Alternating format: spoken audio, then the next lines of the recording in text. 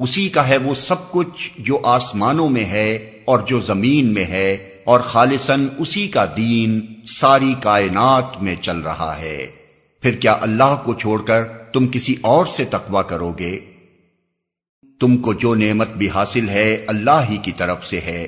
پھر جب کوئی سخت وقت تم پر آتا ہے تو تم لوگ خود اپنی فریادیں لے کر اسی کی طرف دوڑتے ہو، مگر جب اللہ اس وقت کو ٹال دیتا ہے تو یکا یک تم میں سے ایک گروہ اپنے رب کے ساتھ دوسروں کو اس مہربانی کے شکریہ میں شریک کرنے لگتا ہے تاکہ اللہ کے احسان کی ناشکری کرے۔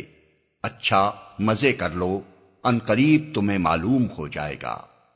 یہ لوگ جن کی حقیقت سے واقف نہیں ہیں ان کے حصے ہمارے دیے ہوئے رزق میں سے مقرر کرتے ہیں۔ خدا کی قسم ضرور تم سے پوچھا جائے گا کہ یہ جھوٹ تم نے کیسے گھڑ لیے تھے۔ یہ خدا کے لیے بیٹیاں تجویز کرتے ہیں، سبحان اللہ، اور ان کے لیے وہ جو یہ خود چاہیں۔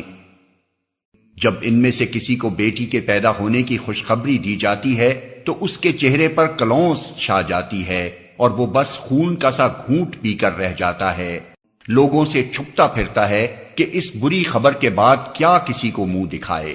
سوچتا ہے کہ ذلت کے ساتھ بیٹی کو لیے رہے یا مٹی میں دبا دے۔